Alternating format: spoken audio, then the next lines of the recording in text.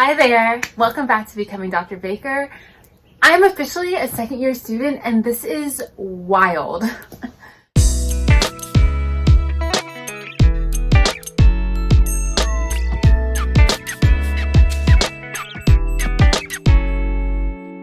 really crazy to think that I started this YouTube channel back in like July, August-ish. You know, just really anticipating a semester that would be in person or a year that would be in person, anticipating a completely different experience that would include moving to New York City, that would include doing videos about, I don't know, whatever they do in cities like bodegas and blocks, I don't know. But that turned out not to be the case. And I, continued on doing this, not really knowing what it would look like because I'm really confined to my childhood bedroom and all my videos are just me talking about different experiences. And somehow we are almost at 1,000 subscribers and I'm really grateful. I know I talk about this in like every video, but I really am thankful for being able to like grow in community with you all, to hear some of your stories and to hear how somehow me venting about my life can be helpful. So I just want to open with that. Thank you so much for almost 1,000 subscribers, for supporting me on this journey. And my first year is done. When I got into my program, I was really excited. I think when you get accepted, that is like the first thing you feel. You feel excitement. You also feel a lot of relief because it's been a long journey. And for me, it's been that was the second application cycle, so it was like a really long journey, and I felt super excited, but I really did feel relieved. And then about a week later I started to feel really scared because I was like, oh crap, like what am I getting myself into, especially when you're like 22 and you're just like what am I committing the next 5-6 years of my life to? That's scary, right? Like that's like a big chunk of our lives. It's a big chunk of, for me, it was a big chunk of my 20s, and I'm like, I don't know if I'm cut out for this. So I came into the program with a lot of self-doubt and not really knowing what the year would bring. And with that, I think I've experienced a lot of growth. I still am completely uncertain of my future, but I do know at least that I'm in the right space. Like when I sit down and I ask myself, is there somewhere else that I would rather be? The answer is usually no. Of course, I'd love to be on the beach in Hawaii drinking a Mai Tai, but that's, just not feasible at the moment. So where else would I rather be? I would rather be in this program, and whether it be virtual or, in person, I'm excited for the opportunity to start taking the steps towards being a psychologist. And I think that gratitude has helped me a lot in the program because it's been hard being a virtual student. It's been hard having plans completely disrupted.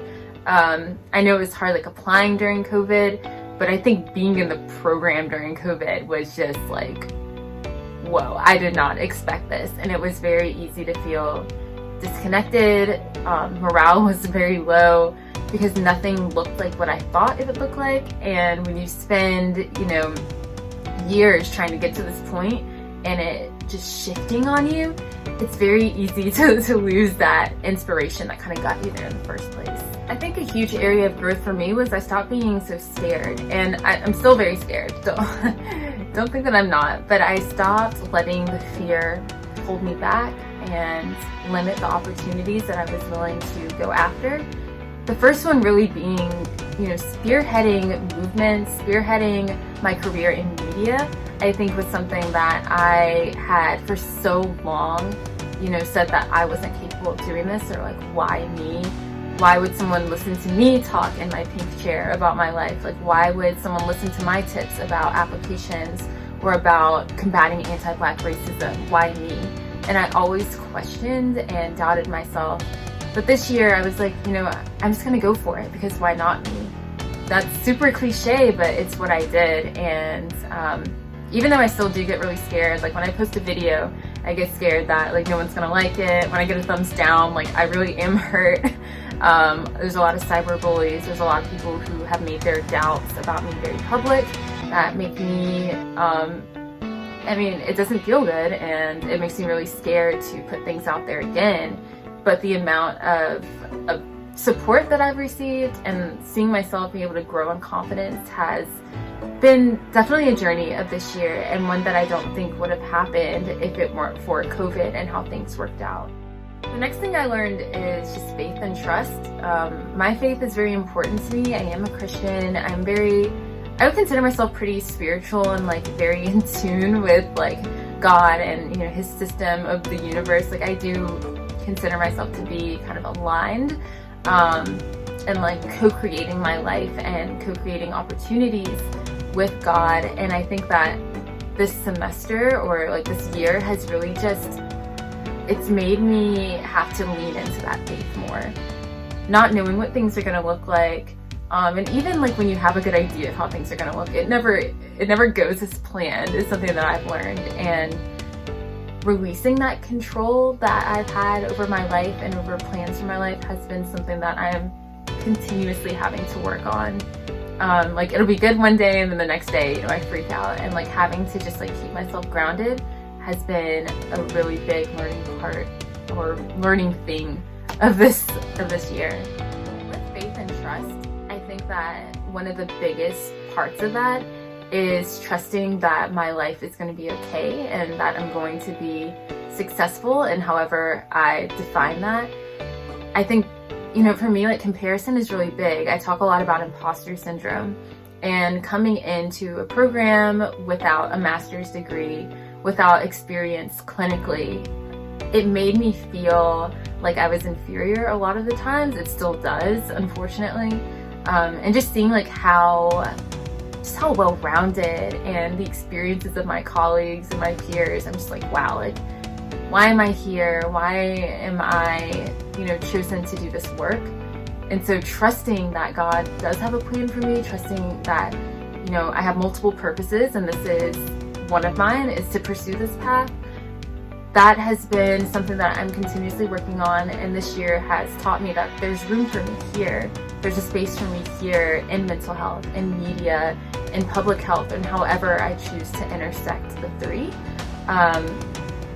And you know, yeah, I would just say that that's a big part of this year, and that's something that I've learned. Probably the biggest lesson that I've learned, or the biggest thing that I've had to work on this semester, is extending myself grace and self-compassion. I took on a lot of things. You know, the YouTube channel was like my big thing. I was like, oh, I'm gonna do that. And then school kicked in. I'm like, wait a minute, like I'm taking 14, 15 hours. Like this is really hard. Plus the research, plus, you know, like researching not in one lab, but two, and holding a job and applying for fellowships. It was a lot. You can see my last video. I was stressed. And it was hard for me to admit that I had too much going on, and realizing that that didn't make me less capable as a graduate student or less capable as a person. And I think that as a woman of color, that is something that I carry with me all the time, are these feelings of inferiority. In most spaces that I enter, I feel like that. And so having to really sit down with myself and like understand kind of what was going on psychologically with me, having to educate myself on oppression, on imposter syndrome, but more so internalized like capitalism, internalized white supremacy, like those things that make me operate in a certain way. That was tough, and that is tough. It's tough to separate, you know, yourself and characteristics of your personality from maybe more structural or institutional things that affect that. And I mean, yes, that's what my research is about, but it's hard for me to do myself. And I think that this year I've had to really work on extending myself the compassion and love myself despite things that are happening to me and around me. I think sitting with my feelings, sitting with the world and things that were happening was crucial, and it was painful, and it was hard. Right now, like the murder of George Floyd, not knowing what's going to happen in that trial, Breonna Taylor, which affected me greatly, you know, and still does, carrying that with me in all that I do. All of the mass shootings that have been happening, different communities that are affected. So not just me and the Black community, but when the mass shooting happened in the nail salon, to the AAPI community, the shooting of Adam Toledo. All of that hurts, and watching my friends be affected by that was hard to carry as well. So kind of like vicarious trauma. It was hard to really focus on my schoolwork, knowing that these things were happening around me, and then wondering if I was doing right by pursuing education at this moment. Like, was there something that I should be doing? Should I be on the streets protesting? Because if I'm on the streets protesting, that means I'm probably going to fail statistics. You know, like having to like battle with these, I don't know, these competing like interests of mine, but also these competing obligations, it felt like. And then like once I made a choice, being able to still love myself afterwards. And I don't know if I'm making a lot of sense right now, but just kind of rambling. I struggled with how to best help my community, because I think that that's the whole reason I'm in this PhD program, is because I want to use my education to, you know, like to better my community, to provide healing for my community. And sometimes wondering like what the best way of doing that is, because school is always going to be there. But I question like if I'm making the right choice every single moment by showing up virtually at the school versus being out in the community. You know, I don't know. I wrestled with that a lot. And I think that because COVID took away a lot of interaction, it made me feel selfish and isolated in a weird way. And I found myself being angry with myself because of that. On a happier note, I think that because of that though, I realized that I had to find people that I was willing to trust with my feelings and be vulnerable around. And I think that especially the people in my lab and my cohort, I felt comfortable expressing sort of these difficulties that I wrestle with, which isn't always the case in doctoral programs. Like it can be very hard to show vulnerability in an institution, in an environment that expects you to be more robotic and less emotional. Like we are, yes, a psychology program, but you know, like we're still in the walls of the ivory tower of academia, and that forces you to be very stoic and kind of compartmentalize a lot of feelings. And when things were getting really heavy, I felt like I did have the outlets to express that to different people and to get support and affirmation and validation from those people. And that meant the world to me. And it was different for me because I feel like I've never really done that before. So I am very thankful for that. And I think that that made the year not just bearable, but enjoyable, because I'd never felt supported in that way before. Overall, I would say that it was a good year. Things did not turn out how I thought that they would, but they didn't turn out horribly. It was hard living at home. It's hard, like I said, being in my childhood bedroom and like putting my mindset in student mode. But it was doable, and I think some really great things came out of it too, you know, like my family, my parents aren't going to be around forever, so I got to spend another year with them, saving money, which is huge, especially when you are planning a move to somewhere like New York City. That's, you know, I'm very happy with the amount that I was able to save.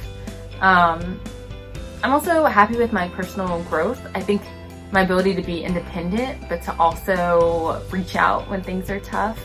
Because virtually you have to be very intentional about the relationships that you're creating and fostering. And I think that I learned, you know, how to do that.